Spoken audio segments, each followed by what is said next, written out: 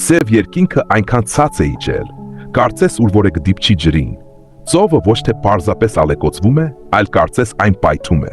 Հսկայական ալիքները հարվածում են նավի կողերին այնպիսի ուժով, որ փայտը հառաչում է, ճակում է, կարծես ուր որ է քանձնվի։ Ջրի յուրաքանչյուր նոր շարժում ասես հարված է, որին անհնար է դիմակայել։ Քամին ոչ թե փչում է, այն կարծես պատռում է։ Այն պոկում է ամեն կենդանի բան, խլացնում է ականջները, խառնում մտքերը։ Նավը շպոտված է, ինչպես կորած։ Այն նետվում է վեր ու վար, եւ մի պահ թվում է այլևս չի վերադառնա ջրի վրա, այլ պարզապես կկորչի այդ մութ խորքում։ Մարդիկ խուճապի մեջ են։ Մեկը ծնկի է իջնում, մեկը գոռում է դատարկության մեջ, կարծես այնտեղ պատասխան կա։ Ինչ որ մեկը հուսահատորեն նավից դուրս է նետում բեռը, փորձելով թեթևացնել այն, ինչը արդեն անհնար է պահել, եւ նրանց աչքերում վախ, որը դժվար է թաքցնել։ Այն ոչ թե պարզապես անհանգստություն է, այլ կյանքի ավարտի զգացում, որն արդեն մոտ է։ Եվ այս քաոսի մեջ կա մեկ մարդ։ Նա քնած է, կարծես չի լսում, թե ինչպես է աշխարհը փլուզվում իր շուրջը, կարծես փոթորիկը նրա հետ կապ չունի։ Բայց սա խաղաղություն չէ, սա ծանրություն է, որը նրան քշել է դեպի ներս, դեպի իր մեջ։ Եվ ծովի այս աղմուկի մեջ, մարդկանց ճիչերի, ալիքների հարվածների մեջ ծնվում է մի լուր, սարսափելի միտք։ Այս փոթորիկը պատահական չէ, իսկ ում պատճառով է այն։ Հովնան առաջին գլխի երկրորդ հատվածում հնչում է պարզ հանձնարարություն։ Աստված ուղարկում է Հովնանին Նինվե, բայց այդ բառի հետևում պարզապես քաղաք չէ։ Դրա հետևում կանգնած էր ասորական կայսրության մայրաքաղաքը, հին աշխարհի հզոր ռազմական տերությունը։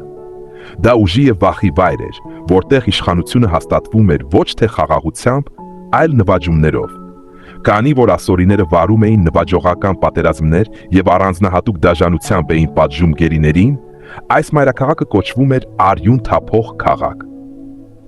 Նաում երրորդ գլխի առաջին հատվածում ասվում է վայ արյան քաղաքին, նա լի է ստով եւ բռնությամբ։ Մարգարե Նաումը Նինվեն անվանում է արյան քաղաք։ Այնտեղ երեխաներին ողջ այրում էին, տղամարդկանց ցցի վրա էին նստեցնում, կենդանի մարդկանց մորթազերծում էին, հանում էին աչքերը կամ կտրում էին ձեռքերը, ոտքերը, ականջներն ու քիթը։ Սա բանաստեղծական չափազանցություն չէ, այլ հասարակության պատկեր, որտեղ բռնությունը դարձել էր կյանքի սովորական պայմաններից մեկը։ Այնտեղ որոշում էր ուժը, ոչ թե ճշմարտությունը, ստախոսությունը դարձել էր գործիք, դաժանությունը չէր զարմացնում, այլ գործում էր որպես համակարգ։ Պատմականորեն ասորիները հեթանոս ժողովուրդ էին։ Նրանք երկրպագում էին բազմաթիվ աստվածների եւ նրանց մեջ կարևոր տեղ էին զբաղեցնում պատերազմի եւ ուժի աստվածությունները։ Նրանց համար պատերազմը հաճախ ընկալվում էր ոչ թե որպես քաղաքականություն, այլ որպես կրոնական կարգի մի մաս, իշխանության հաստատման եւ աստվածային իրավունքի հաստատման միջոց հաղթանակով։ Ինչպիսին կարող էր թվալ այս քաղաքը։ Նինվեն ապրում էր ուժի ճնշման տակ։ Կարելի է պատկերացնել մթնոլորտը, վախ իշխանությունից, հարկանք դաժանության հանդեպ, թույլի նկատմամբ հաղթանակի պաշտամունք։ Սա մի վայր էր, որտեղ թուլությունը չէր պաշտպանում, այլ դարձնում էր խոցելի։ Եվ այս համատեքստում Հովնանը չի գնում չեզոք քաղաք։ Նա գնում է այնտեղ, որտեղ ուժն է իշխում։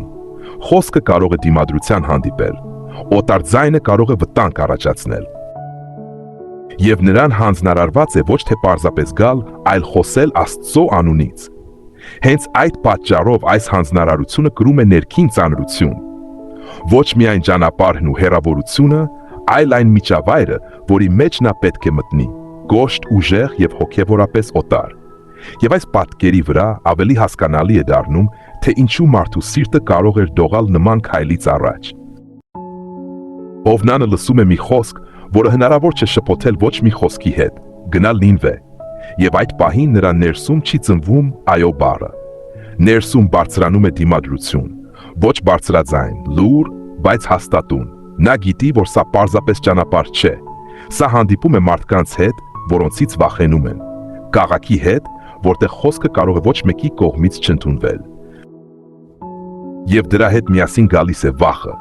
մերժված լինելու վախը, ասել եւ չլսվել, դուրս գալ Աստծո խոսքով եւ մնալ միայնակ թշնամական մարդկանց առաջ։ Վտանգի վախը, գիտակցումը, որ այնտեղ, որտեղ նա գնում է, անվտանգությունը խոստացված չէ, եւ պատասխանատվության վախը ոչ թե պարզապես գնալ, այլ խոսել Աստծո անունից, գրել մի որոշման ծանրություն, որը իրենը չէ։ Եվ այս ներքին լարվածության մեջ ծնվում է ընտրություն, առաջ քայլելու փոխարեն մի քայլ դեպի կողմ։ Հովնան առաջին գլխի 3-րդ հատվածում ասվում է պարզ ու սառնորեն, նա վեր է կենում եւ գնում է Տիրոջ երեսից, նա բարձրաձայն չի վիճում, չի բացատրում, պարզապես գնում է, իջնում է դեպի ծով, գտնում է նավ, վճարում է գինը ճանապարհի համար, որը տանում է հակառակ ուղղությամբ։ Սա պատահականություն չէ, սա շարժում է հանձնարարությունից հեռու, ոչ թե փախուստ ոտքերով, այլ փախուստ իր ներսից, վախից, ճնշումից, այն բանից, որ իրեն թվում է չափազանց մեծ։ Եվ հենց այստեղ է երևում, երբեմն մարդը հեռանում է ոչ թե որովհետև չի հավատում, այլ որովհետև վախենում է նրանից, ուր հավատը նրան տանում է։ Ինչ է լինում հետո։ Փոթորիկը չի թուլանում, այն միայն ուժեղանում է։ Ծովը այլևս պարզապես ալիքներ չէ, սա քաոս է, որը չի ենթարկվում մարդուն։ Նավը բարձրանում է եւ կտրուկ ընկնում, այնպես որ թվում է, թե հիմա կքանդվի հենց օդում։ Փայտը հառաչում է, ջակում է, ջուրը լցվում է տախտակամածի վրա։ Նավաստիներն այլևս չեն վիճում եւ հույս չունեն։ Նրանք խուճապի մեջ են։ Ինչ որ մեկը ծովն է նետում վերջին իրերը, ինչ որ մեկը գոռում է դատարկության մեջ, ինչ որ մեկը ծնկի է գալիս, փորձում է աղոթել, բայց բառերը կորչում են քամու մեջ։ Եվ սա արդեն պարզապես վախ չէ, այլ սա զգացում է, որ ամեն ինչ վերջնականապես դուրս է գալիս վերահսկողությունից։ Հովնանը տեսնում է այս ամենը, եւ նրա ներսում վիճակը փոխվում է։ Սկզբում մեղքի զգացում, լուր, ծանր։ Կարծես նա հասկանում է, որ սա պատահական չէ, եւ ինքը կապված է այս մեծ փոթորիկի հետ։ Հետո հետևանքների գիտակցում։ Նա տեսնում է այդ մարդկանց, նրանց վախը, նրանց պայքարը կյանքի համար, եւ հասկանում է, որ իր ընտրությունը արդեն ազդում է ոչ միայն իր վրա, եւ վախը փոխում է ուղղությունը։ Այն այլևս իր մասին չէ, այն դառնում է վախ ուրիշների համար։ Եվ այդ պահին տեղի է ունենում մի բան, որը ամեն ինչ պարզեցնում է։ Մարդիկ որոշում են վիճակ գցել, որպեսզի հասկանան, թե ում պատճառով է այս աղետը։ Եվ վիճակը ցույց է տալիս Հովնանի վրա։ Լռությունը, որը ծնվում է այդ պահին նավաստիների մեջ, ավելի ծանր է, քան ցանկացած աղմուկ։ Այժմ ամեն ինչ պարզ է։ Փոթորիկը պարզապես բնական երևույթ չէ, այն կապված է նրա հետ։ Եվ այս պահին ճնշումը հասնում է այն կետին, որտեղ այլևս հնարավոր չէ թաքնվել ոչ լռության, ոչ էլ փախուստի հետևում։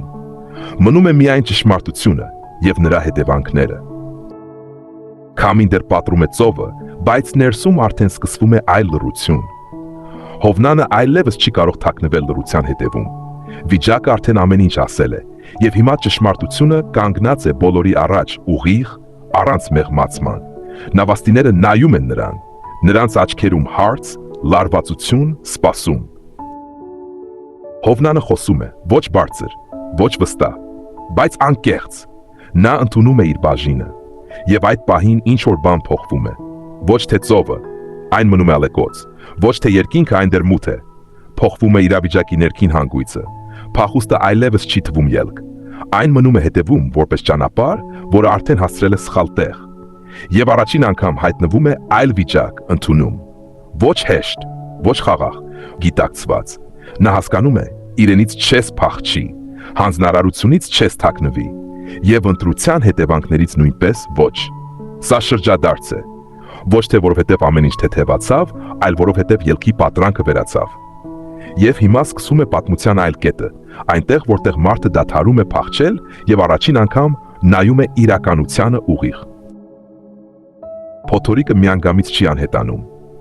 Ծովը դեռ ծանր է, երկինքը դեռ մութ, բայց պատմության ներսում արդեն ծնվում է այլ լռություն։ Հովնանը այլևս չի փախչում։ Նա դառնում է մարդ, որը ընդունում է իրականությունը, այնպիսին, ինչպիսին կա։ Ոչ թե որովհետև վախը վերացավ, այլ որովհետև վախը այլևս չի ղեկավարում ընտրությունը։ Եվ այստեղ ծնվում է պատմության իմաստը։ Քաջությունը վախի բացակայությունը չէ։ Քաջությունը հավատարմությունն է, որը մնում է նույնիսկ երբ կա վախ, իսկ ճիշտը ծանր է թվում, երբ ներսում ճնշում կա, երբ ցանկություն կա հեռանալու, երբ ավելի հեշտ է շրջվել, Բայց մարդը միևնույն է քայլ է անում դեպի այն կողմը, որտեղ ճշմարտությունն է։ Ինչ է սովորեցնում այս պատմությունը։ Այստեղ մեկ դաս չկա, այլ կյանքի հետ կապված մի քանի խորը կետեր։ Հնարավոր է առաջ շարժվել նույնիսկ երբ վախ կա։ Վախը միշտ չէ, որ առաջինն է անհետանում։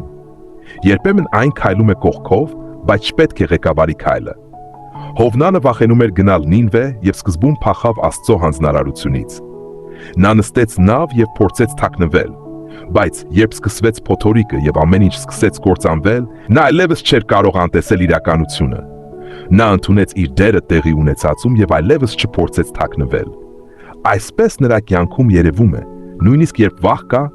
մարդը կարող է հանդիպել ճշմարտությանը եւ քայլ անել դեպի պատասխանատվությունը։ Կարելի է սովորել խոնարհություն։ Երբեմն ուժը դիմադրության մեջ չէ, այլ այն ընդունման մեջ, որ ես սխալ եմ եւ պատրաստ եմ փոխել իմ ճանապարհը։ Հովնանը սկզբում դիմադրում էր եւ փախչում էր Աստծո հանձնարարությունից։ Նա միանգամից չընդունեց այն, ինչ պետք է աներ։ Բայց փոթորկի մեջ, երբ ամեն ինչ բացահայտվեց, նա դադարեց արդարանալ։ Նա ընդունեց, որ պատճառը իր մեջ է եւ չսկսեց վիճել կամ պաշտպանվել։ Այսպես նրա կյանքում երևում է, խոնարհությունը այն պահն է, երբ մարդը դադարում է դիմադրել ճշմարտությանը եւ պատրաստ է փոխել իր ճանապարհը։ Կարելի է սովորել ազնվություն։ Ինչպես Հովնանը նավի վրա, երբ նա ընդունում է իր դերը տեղի ունեցածի մեջ։ Չթաքնվել, չարդարանալ, այլ ասել ճշմարտությունը, նույնիսկ երբ դա դժվար է։ Հովնանը կարող է շարունակել լղել, կարող է թաքցնել ճշմարտությունը եւ հուսալ, որ ամեն ինչ քանդարտվի։ Բայց նավի վրա նա այլ կերպ է վարվում։ Նա բացահայտ ասում է նավաստիներին, թե ով է ինքը եւ որ փոթորիկը իր պատճառով է եկել։ Նա չի արդարանում, չի փոխանցում մեղքը ուրիշի վրա։ Այսպես նրա կյանքում երևում է ազնվությունը այն է, երբ մարդը ասում է ճշմարտությունը իր մասին, նույնիսկ երբ դա դժվար է եւ նրան դնում է անհարմար վիճակի մեջ։ Կարելի է սովորել պատասխանատվություն։ Հասկանալ, որ իմ որոշումները ազդում են ոչ միայն ինձ վրա, այլ նաև ուրիշների վրա։ Հովնանը սկզբում մտածում է, թե իր ընտրությունը միայն իրեն է վերաբերում։ Նա փախչում է, նստում է նավ, եւ թվում է, թե դա իր անձնական որոշումն է։ Բայց փոթորիկը ցույց է տալիս այլ բան։ Նրա պատճառով նավի վրա գտնվող բոլորը հայտնվում են վտանգի մեջ։ Հովնանը դա հասկանում է։ Նա տեսնում է մարդկանց վախը եւ գիտակցում իր արարքի հետևանքները։ Այսպես նրա կյանքում երևում է, որ պատասխանատվությունը այն գիտակցումն է, որ մեր որոշումները չեն սահմանափակվում միայն մեզնով, այլ դիպչում են նաև մեզ շրջապատողներին։ Եվ հասկանալով այս ամենը, Հովնանի պատմությունը դադարում է լինել միայն հին պատմություն մեզ համար։ Այն դառնում է հայելի։ Այն ցույց է տալիս ոչ թե վախ չունեցող հերոսի, այլ մարդու, ով անցնում է վախի, մեղքի եւ ընտրության միջով, եւ այնուամենայնիվ վերադառնում է ճշտին, եւ այստեղ մնում է գլխավորը։ Քաջությունը այն հավատարմությունն է, որը չի անհետանում նույնիսկ ամենաանհարմար պահին։ Աստված տանող ճանապարհը միշտ չէ, որ հանգիստ է։ Եթե ուզում ես կատարել նրա կամքը, պետք է պատրաստ լինես։ Դժվար կլինի, հստակ չի լինի, երբեմն վախեցնող։ Ինչպես Հովնանի դեպքում, վախ, երբ հասկանում ես ուր ես գնում, վտանգ, երբ գիտես, թե ինչպիսի մարդկանց առաջ ես կանգնելու, անորոշություն, երբ չգիտես ինչպես քեզ կընդունեն։ Նինվեն չէր թվում մի վայր, որտեղ լսում են։ Այնտեղ մարդիկ ապրում էին ուժով, երկրպագում էին իրենց աստվածներին եւ ամեն ինչ ցույց էր տալիս, որ Հովնանի խոսքը կարող են մերժել։ Եվ հենց սա է, որ ամենից հաճախ կանգնեցնում է մարդուն։ Ոչ թե ճանապարհը, այլ այն, ինչ թաքնված է առջևում։ Բայց Հովնանի պատմությունը ցույց է տալիս այլ բան։ Ամեն ինչ չի որոշվում նրանով, թե որքան վստահ ես քեզ զգում։ Որոշվում է նրանով, թե ում վրա ես հենվում։ Նույնիսկ եթե սկզբում վախ կար, նույնիսկ եթե դու մի քայլ շեղվեցիր, Աստված չի փակում քո վերադառնալու ճանապարհը։ Եվ ամենաանսպասելին այնտեղ, որտեղ սպասում էր դիմադրություն, կարող է տեղի ունենալ փոփոխություն։ Նինվեի մարդիկ լսեցին, նրանք արձագանքեցին։ Սա չի նշանակում, որ դժվարություններ չեն լինի։ Սա նշանակում է, դրանք ավելի ուժեղ չեն, քան նա, ով ուղարկում է։ Ուստի մի վախեցիր անորոշությունից։ Պետք չէ սպասել, մինչև ամեն ինչ հեշտ դառնա։ Երբեմն բավական է մեկ բան՝ անել քայլ եւ մնալ հավատարիմ, նույնիսկ երբ ներսում ամեն ինչ դիմադրում է։